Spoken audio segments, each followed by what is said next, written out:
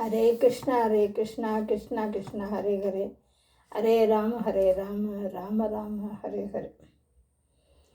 ஸ்ரீ குருப்யோ நமக. ஸ்ரீ கிருஷ்ணாய வாசுதேவாய தேவகி நந்தனாய ச நந்த கோபகுமாராய கோவிந்தாய நமோ நமக. ஸ்ரீமத் ராமானுஜாய நமக.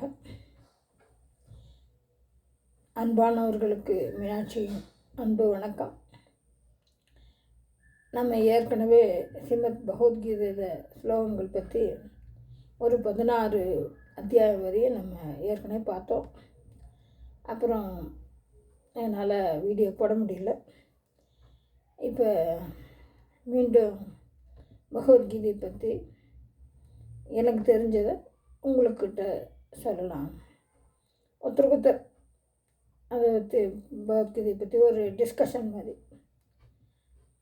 அது ஏன்னா கீதையில் பகவான் கிருஷ்ணரே சொல்லியிருக்காரு, பக்தர்கள் ஒருத்தருக்கு ஒருத்தர் நல்ல விஷயங்கள் பற்றி பேசிக்கணும்.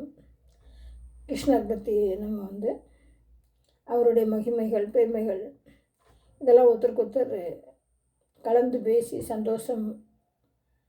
சந்தோஷமாக இருக்கணும் அப்படின்ட்டு அவரே விருப்பப்படுறார். அதை பற்றி கீதையில் சொல்லியிருக்கார்.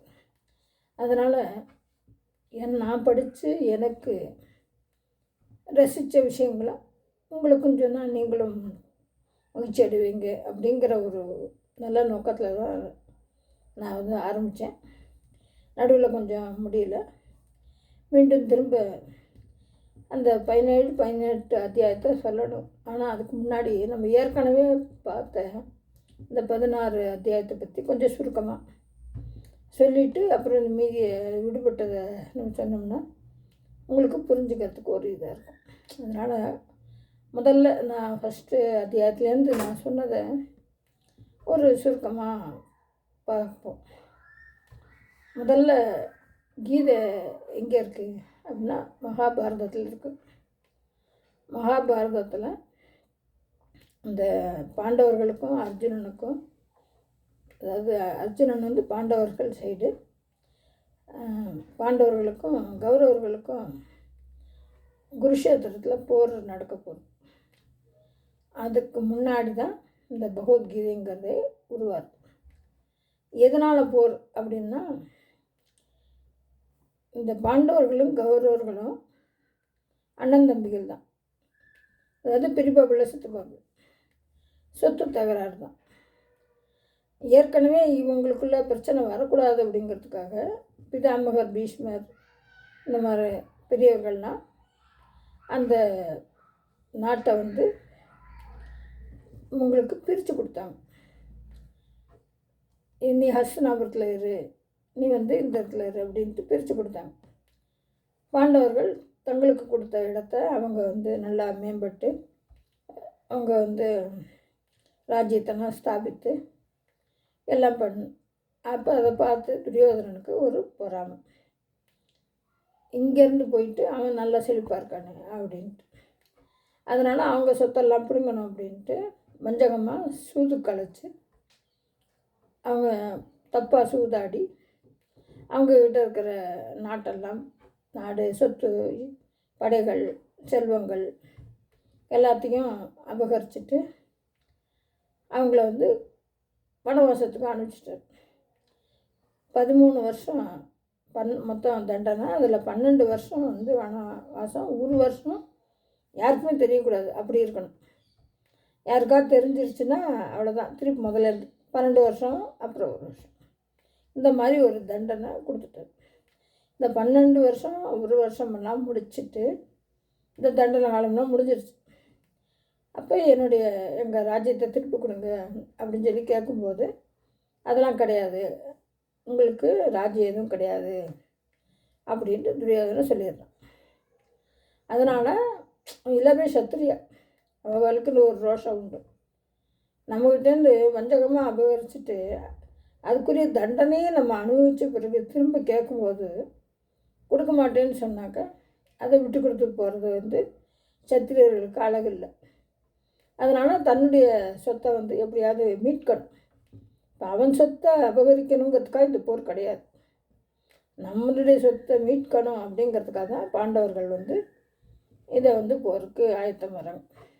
ஆனால் அதுக்கு முன்னாடி கிருஷ்ணனை தூதுக்கு அனுப்புகிறாங்க. அது கிருஷ்ணர் வந்து 5 கிராமமாவது கொடு அப்படின்னு கேட்குறாங்க. அவர் ஊசி முனை அளவு கூட கொடுக்க மாட்டேன்ட்டு துரியோதனை சொன்ன பிறகு தான் போர்னு சொல்லி டிக்ளேர் பண்ணி 2 பேரும் 2 பக்கமும் போருக்கு தயாராகிட்டாங்க.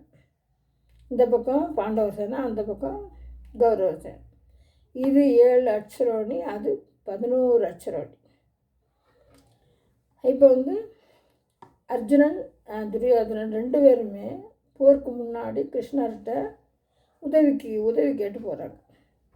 இப்போ கிருஷ்ணர் வந்து 2 பேருமே ஓரளவு உறவினர்கள் தான். இது அத்தை பிள்ளை, அது ஒரு உறவு தான், யாருக்கும் தட்ட முடியாது. அதனால் கிருஷ்ணர் என்ன சொல்கிறாரு, நான் வேணுமா, என் படைபலம் வேணுமா. அர்ஜுனனுக்கு தான் ஃபஸ்ட்டு சாய்ஸ், ஏன்னா அவன் தான் முதல்ல வந்தான், சின்னவன் கூட. துரியோதன காட்டில் அர்ஜுனன் சின்னவன். அப்படின்னு சொன்னோடனே அர்ஜுனன் நீ இருந்தால் போதும், எனக்கு உன் துணை இருந்தால் போதும் அப்படின்னு. துரியோதனை போகும் படைபலத்தை பூரா என்கிட்ட கொடுத்துருந்தான், ஆனால் நீ போரிடக்கூடாது. நான் போரிடலை அப்படின்றார் கிருஷ்ணர். கிருஷ்ணர் துவாரகா மன்னராக இருக்கார். அவர் தன்னுடைய படைகளை பூரா துரியோதனனுக்கு கொடுத்துட்றாரு. இவன் வந்து இப்போ அர்ஜுனனுக்கு உதவி செய்யணும். எப்படி உதவி செய்யலாம்? அவர் என்ன செய்கிறாரு, தன்னுடைய தேர், வெள்ளை குதிரைகள் பூட்டிய தேரில் அவர் அர்ஜுனனை உட்கார வச்சு அவர் வந்து போர்க்களத்துக்கு வர்றார். இதான் அவர் வந்து ஒரு பார்த்த சாரதியாக அவர் வந்து போர் செய்கிறார். பார்த்த சாரதியாக அவர் அந்த போர்க்களத்தில் அர்ஜுனனுக்கு உதவி செய்கிறார். அர்ஜுனனை வந்து தேரில் உட்கார வச்சு அவர் ஓட்டுறதுனால தான் அர்ஜுனனுக்கு பார்த்தன்ட்டு ஒரு பேர். ஆனால் பார்த்த சாரதி அப்படின்ட்டு அவருக்கு ஒரு பேர். இந்த மாதிரி இப்போ போருக்கு குருஷேத்திரம், தர்மக்ஷேத்திரம், குருஷேத்திரம் அதில் வந்து ஆயத்தமாயிட்டாங்க.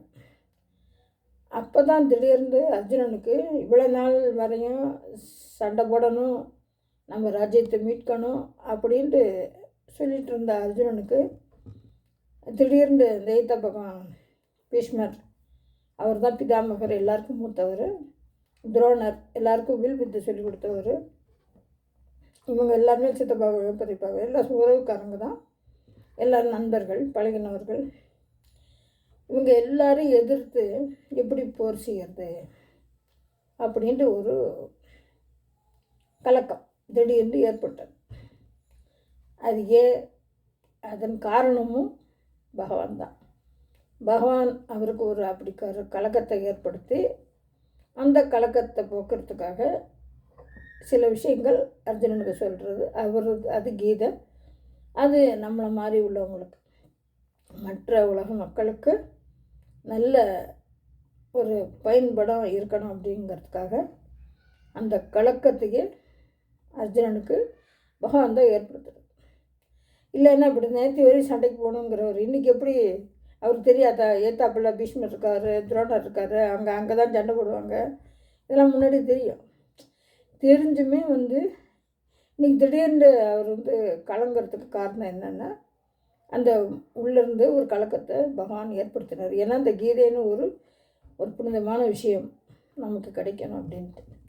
அதனால் அர்ஜுனன் என்ன செய்கிறாரு, இவங்களோட தான் நான் எப்படி சண்டைக்கு போவேன், உறவினர்களை எப்படி கொல்லுவேன், வந்து பிதாமகர் மதிப்புக்குரியவர், அவரோட எப்படி சண்டை ஓடுவேன், துரோணர் சொல்லிக் கொடுத்த குரு, அவர் எப்படி எதிர்ப்பேன், இந்த மாதிரிலாம் சொல்லி இப்படி சண்டை போட்டு 2 பக்கம் உள்ள வீரர்கள் எல்லாருமே நமக்கு உறவுக்காரங்க எல்லாருமா போயிட்டாங்கன்னா அப்புறம் அதனால் நமக்கு ராஜ்யம் கிடைக்கக்கூடிய ராஜ்யத்தில் நாம் எப்படி நிம்மதியாக இருக்க முடியும், நாம் எப்படி மகிழ்ச்சியாக இருக்க முடியும். அதனால் இந்த போரே வேண்டாம், நான் போர்லேருந்து விலகிக்கிறேன் அப்படின்னு சொல்லிட்டு தன்னுடைய வில்லையும் அம்பையும் கீழே விட்டுட்டு அவர் போர் வேண்டான்ட்டு உட்காந்துட்டார். ஒரு கலக்கத்தோடு உட்காந்துட்டார். இப்படி தான் கீதை வந்து ஆரம்பிக்கிறது. பகவத்கீதையில் அர்ஜுனன் கலக்கம் தான் ஃபஸ்ட்டு. இப்போ இந்த கலக்கத்தை கிருஷ்ணர் எப்படி போக்குறாரு, அவருக்கு எப்படி இதெல்லாம் சொல்கிறாரு அப்படிங்கிறது தான் நம்ம வந்து தொடர்ந்து கீதையில் பார்ப்போம். இதை மீண்டும் நல்லா அவங்களுக்கு மனசில் வரத்துக்காகத்தான் நானும் திருப்பி எனக்கு ஒரு ரிவிஷனாகவும் இருக்கணுங்கிறதுக்காகத்தான் நான் முதலேருந்து சொல்கிறேன். பொறுமையாக நீங்களும் கேட்டு விஷயத்தை தெரிஞ்சுக்கங்க. மிச்சாடி நான் மீதி உள்ளதை நான் உங்களுக்கு சொல்கிறேன். நன்றி. கிருஷ்ணாய வாசுதேவாய தேவகி நந்தனாயச்ச நந்தகோபகுமாராய கோவிந்தாய நமோ நம. ஸ்ரீகிருஷ்ணார்ப்பணம்.